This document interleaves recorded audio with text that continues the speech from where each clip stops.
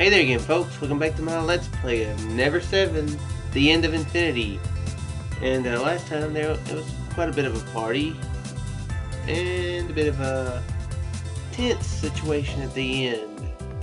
So, we don't know how everything's going to keep developing, especially the whole ordeal with Saki and Haruka.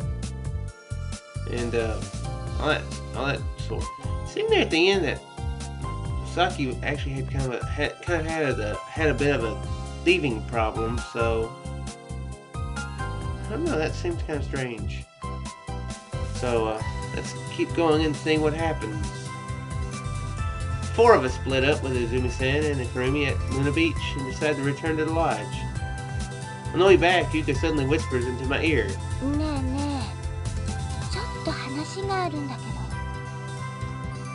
Huh? Sure. 二人っきりの方がいいかな。ごめん。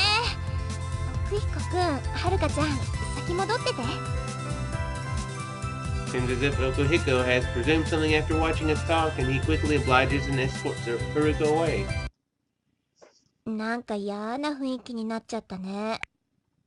Yeah, you're right. 私が酔っ払いすぎたのがいけなかったかな。That might be a good idea. You probably would have anyway, since that's normal for you. By the way, what did you want to talk about? 実は夜桜なんかを見に行こうかなって思ったりなんかして。Didn't you say you went this morning? それは一人で行ってもつまらないし、できれば誠に来てほしかったかなと思って行ってみたの。What? So in the end, you never went? うん。Well, it's still pretty gloomy here, so a change of scenery would be nice. 本当？じゃあ行こう。 In an instant, her blissful smile somehow melts away all of my irritation. At the same time, we've arrived here, in other words, at the row of cherry blossom trees. Countless petals flutter down and scatter.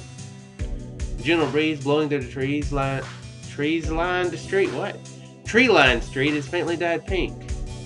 As if trying to ascertain something, Yuka slowly takes 2 steps and stands on a pile of petals. She remains silent, and it's as if she's completely forgotten my existence, even though I'm standing next to her. So what is Yuka looking at in the blizzard of cherry blossoms that have completely engulfed her? Somehow I feel it would be inappropriate for me to call out to her right here, right now, so I remain silent and walk up next to her. I cough because of the rich fragrance of the cherry blossoms wafting around me. ねえ、誠。While gazing at the petals floating in the wind, Yuka suddenly asked me a question. 誠の初恋っていつだった？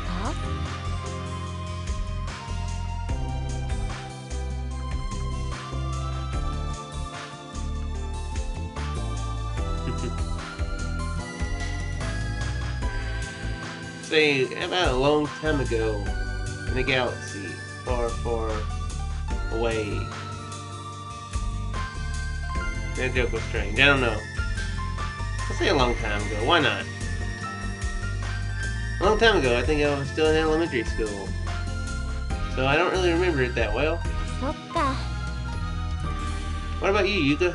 When was your first love? 私は中学の頃だった。今でも忘れられない思い出。その恋は中3の春に始まったの。4月の始業式の日に。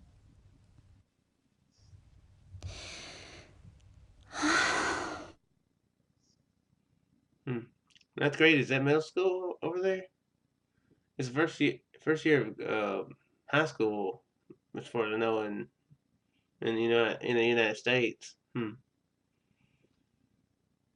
April, yeah, and that's not the first semester either. Yuka takes in a deep breath and lets out a long sigh. Before long, she begins to talk about that incident in spring. どこでも同じだと思うけど、その日は学校中が新しい始まりの予感に浮かれきった一日だったの。クラス替えがあって、新しい担任が発表されてブカブカの真新しい制服を着た新入生たちが校内をキョロキョロと眺めたりしてね。学校が午前中に終わってもみんなは帰ることすら思いつかないみたいだった。他のクラスに散った仲良しの子を探して校舎中をさまよったり、今まで話したこともなかった気になる子に思い切って声をかけてみたりして。ね、わかるでしょ、そんな始業式の一日。だけどね、私はなんだかそういうみんなの雰囲気にちょっと乗り切れなかったの。Something on your mind? そういうんじゃないんだよ。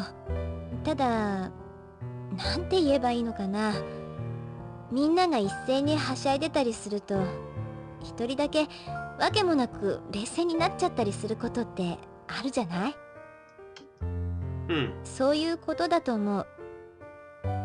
でも単純に最終学年に上がったってことが憂鬱だっただけかもしれないけどね。Okay, maybe they go an extra year over there. I'm not sure.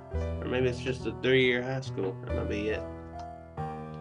I see. そんな感じだったから、私は学活が終わったらすぐにみんなに別れを告げて。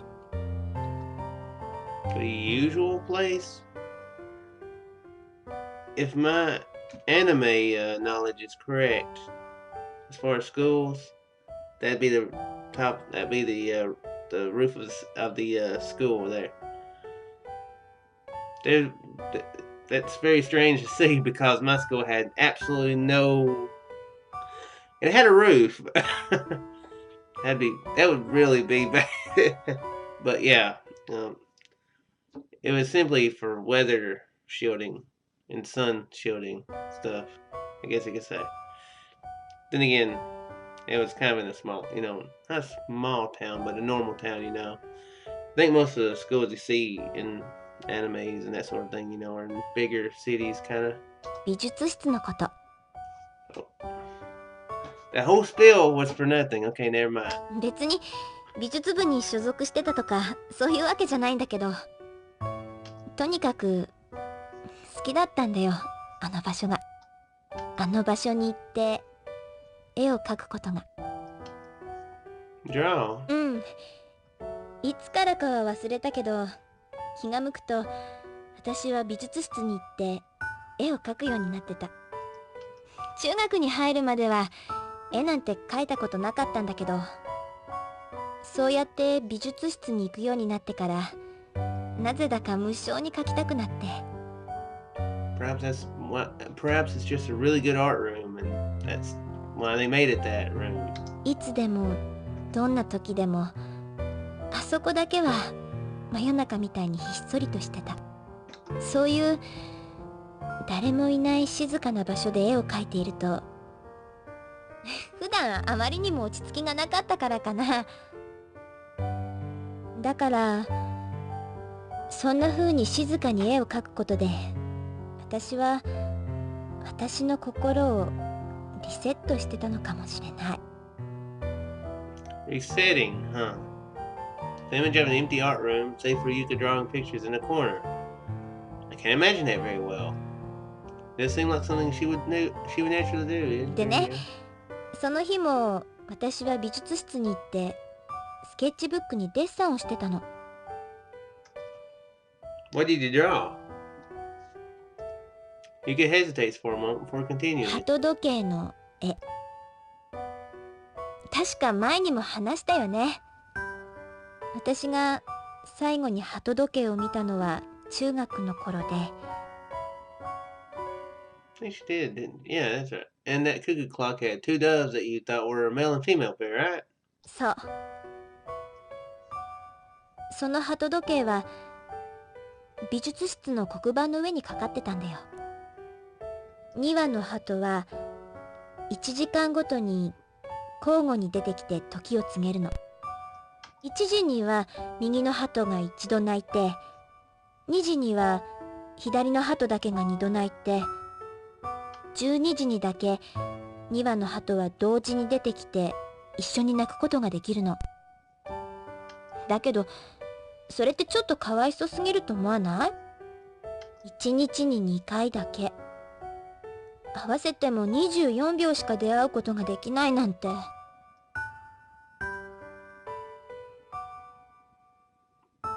That's an interesting thought. However, when you think about it, most of the time they spend inside the house together, though.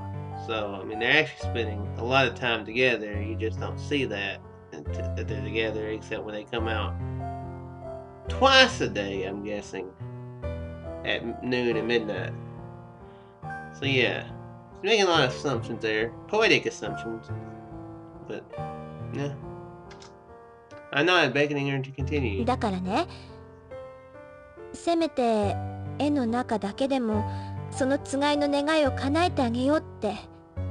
右の鳩が片方の翼を思いっきり伸ばして時計の針を止めてる絵。針はちょうど12時を指したままで、左の鳩は右の鳩に寄り添うようにしてうっとりとまぶたを閉じてるの。そんな感じの漫画っぽいイラストを夢中になって描いてたんだよ。あの美術室でね。I'm trying to picture that drawing in my head as she describes it. Right dove stopping time and the left dove nestling close to it. Doesn't sound right to me. It might be because it's a little narrow-minded. Wouldn't be able to look at it without feeling a heat-pounding restlessness. All I'm getting is an uneasy impression. The clock hand pinned down to the bird by the bird's wings sounds like it'll slip free at any moment. In that instant, time will start moving again, won't it?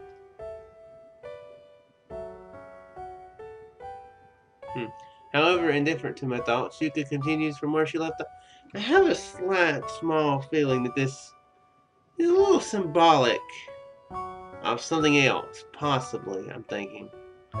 そしたらね、いきなりそこに見覚えのある一人の生徒が入ってきたの。男の子だった。見覚えがあるって言っても、話したこともなければ名前も知らなくて、その日のクラス替えで教室の私の席の隣に座ってたのがその男の子だったのよ。美術室に入ってきた男の子はじっと黙ったまま部屋の中をうろうろと歩き回ってた。私と目が合ってもお互いに何も話さないままゆっくりと時間だけが過ぎていって、でもね、やがて男の子はスケッチブックを広げた私の目の前に立って一言こう言ったの。 Just one thing. ダメだなってね。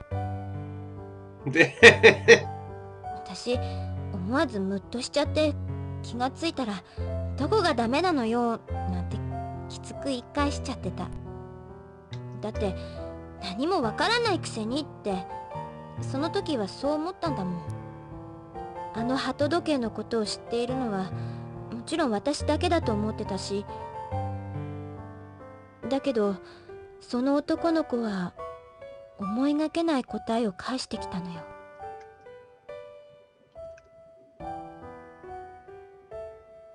You're just being narrow-minded, aren't you? I guess I feel in for this guy since Makoto ain't since there's no voice actor for it. Bird is a bird because it can fly in the air. Because it can fly in the air, it's free. Let me have that. As soon as he said that, he took the pencil and eraser out of my hands and began to recklessly... Oh, she's saying this. Oh well. Eraser out of my hands and began to recklessly destroy the clock in the sketchbook. Dumbfounded and at a loss for words, I was captivated by the picture he was drawing. As for the finished drawing, he had drawn the pair of doves flying away towards outside the window. The wall of the art room in the picture had the clock dangling at a messed up angle, broken and with its springs protruding from it. If you want to stop time, then it's alright to destroy time. If you want to escape from time, it's alright to flap your wings. You stay tied down and you can't be free. If you want to be free, then you mustn't be afraid. Said that, tore the picture out of the sketchbook, then crumpled the picture he had just drawn into a ball and threw it in the garbage can. He threw it, that was all. Then he never spoke another word and left the art room just like that. Cherry blossoms outside the open window were in full bloom. Sometimes a cherry blossom petal would flutter and go astray, laying on top of the desk. I was so dumbstruck that I remained paralyzed in that place for a couple of hours. Just sitting there for a couple of hours, that is quite dumbstruck. それが、Hmm. 私の恋の始まり。I see. Gulped down my saliva and barely managed to say these words. For some reason, my chest is hot. A gloomy lump throbs in my stomach. If you want to be free, then you mustn't be afraid. Such a pretentious line. If it were me, I would have said something more direct. Yuka said that was when she had fallen in love. Fallen in love, then does that mean even now she's still... So Yuka, did it go well with that boy? Yuka hangs her head down, I'm guessing not. Seems like she's trying to search for the right words to say. Only meaningless time passes. Does Yuka plan on not answering at this rate? But ずっと片思いだったから。she finally answers. She then whispers in a small voice. だけど、今でもその人のこと。My breath is instinctively taken away. My body feels shock numb as if it had been struck by lightning. Well then, can't you just confess to him? She's kind of in college now, ain't she? I mean, that guy might be like, I don't know, or from really far away, Sweden? I don't know. But Yuka doesn't answer. She doesn't even show signs that she'll answer. Only a sad smile rises to her face as she absently stares at the drifting petals. もう行こっか。Huh? ごめんね、くだらない話しちゃって。She just come right out and say it. Say stuff that, yeah. Her tone's the same as always. She's saying there's some reason for why she doesn't want to answer? 桜、綺麗だね。 Oops. With those words, I finally understand. She doesn't want me to pry any further. So, no, you're right. I respectfully back off. The cherry blossom petals fall endlessly.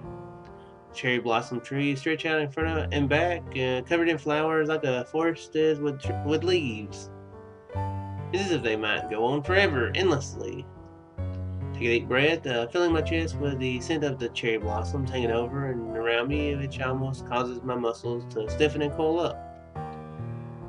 Well then, shall we go? I cheerfully say this, suggesting we return now and turn around to head back. But その人ね。 Yuka faces me as I turn around and suddenly adds this. その人ね。とっても似てるんだ。誠に。 I figured that's how she's gonna end that. It's very similar to you, Makoto. Yuka mutters this, and instead of the direction I'm trying to turn towards, she starts walking towards the tip of the cape. Immediately follow after Yuka, a little shocked by those unexpected words. When we leave the Cherry Blossom Road and arrive at the wide, picturesque scenery of Viewpoint Park, I can't even wring out my voice. Yuka said she can't forget her first love even now. And that guy is similar to me. My emotions and thoughts are all scrambled in a chaotic mess. You remember that other guy that I liked a lot better? Yeah, well, can't you be more like him? I don't even know where to begin to sort them out. Are we similar? I keep telling myself to ask her countless times, but every time I get the opportunity, I somehow can't bring myself to do it. What's her agenda in telling me these things? That's a good question. Right now, she's blankly gazing out at the ocean, acting calmly as if nothing happened. And so, for a while, we remain silent and surrender ourselves to the flow of time. That voice brings me back. I don't know if something happened, but when I look toward Yuka, her posture has been destroyed as she's staggering forward. Did she trip on the pavement? Yuka almost falls over, but she grabs their handrail in front of her, putting her whole strength into it. That time I hear a small sound.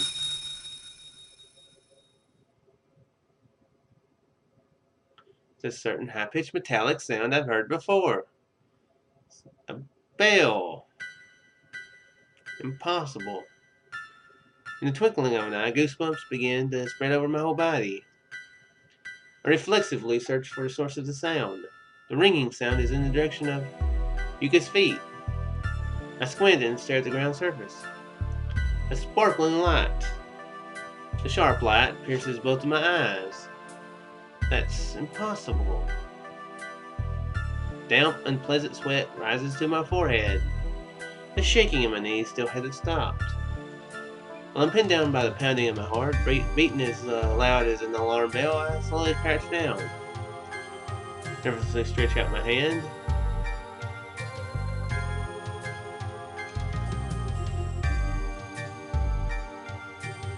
Strange. A bell. This bell that shines a cold silver light and feels frozen to the touch. It has a light crimson string. There's no mistaking it. It's definitely that bell. But why is it here? Why is it at Yuka's feet? And it dings again. It's the sound of the bell I heard earlier. There's no mistaking that it was the sound of the bell striking the ground. Somebody throw it at her? Or did she drop it? Are there multiple bells here? That's what I'm curious about. In other words, the bell fell. From where? I don't even have to think about that, do I? Hey, Yuka. Makoto. Well, she don't look like she's happy about this turn of events. This bell. Huh? Why did you have this?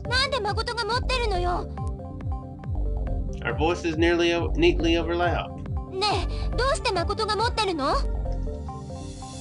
You're wrong, I never had this.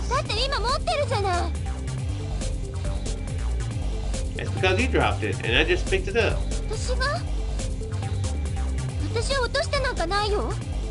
Okay, so it looks like there's only one bell. Okay. What's the meaning of this? Does it feel like our conversation is smoothly in gear? Furthermore, why does Yuka know about this bell? Actually, that's a good question because she seems a little alarmed.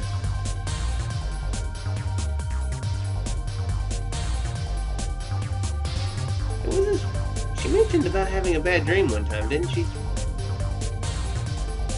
I think she did, didn't she? Yeah, I think so. Perhaps she had a very similar dream to Makoto's. Maybe he was the one holding the bell.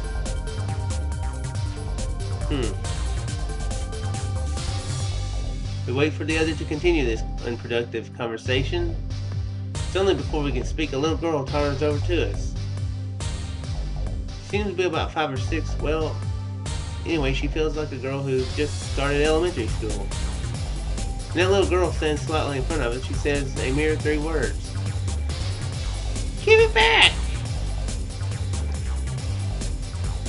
Yuka and I instinctively exchange glances. Give it back! The girl sticks out her palm again and again. Give it back? Give what back? Ah! The girl points her short white index finger at my closed fist.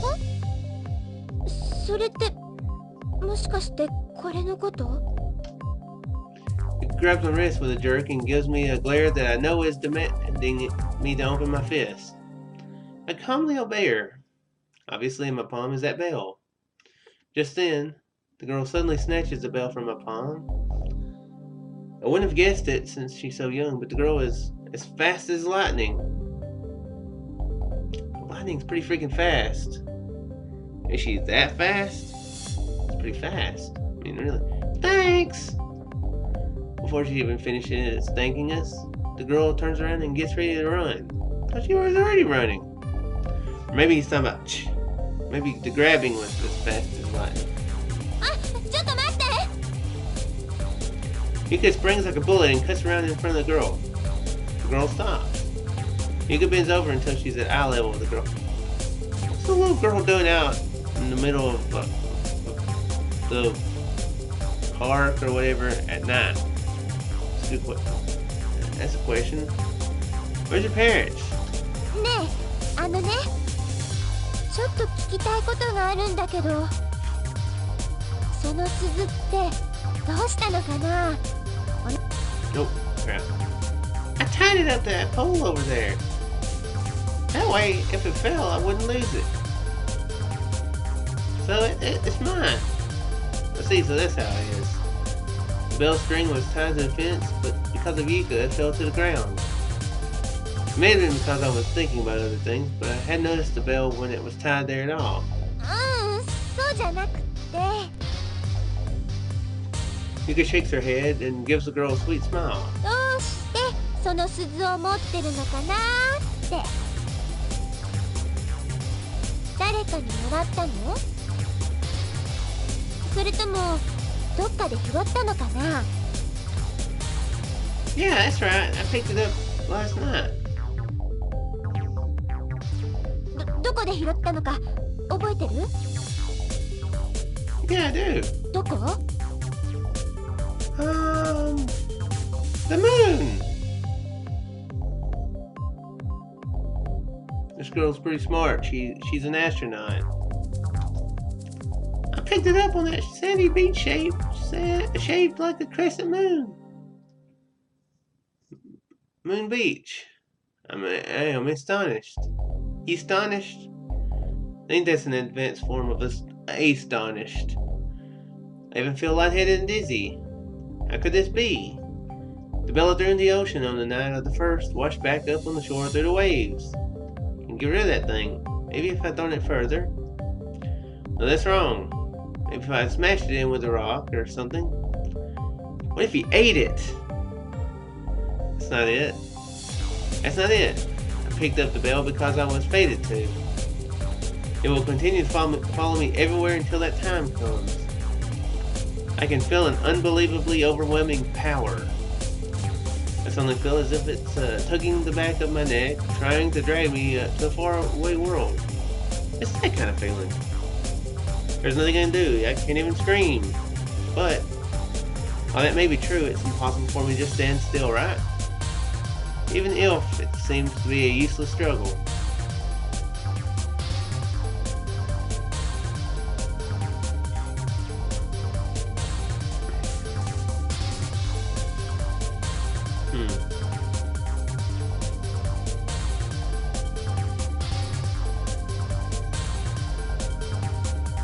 We're gonna do this next time. Cliffhanger. We're gonna do this next time. I don't really want to just take it back by force, though. See if I can persuade her, I guess. I don't want to be like that, what was that thing that, Jerry Seinfeld tried to take back from that, old lady in that one episode, it's like some sort of bread or something? I can't remember what it was.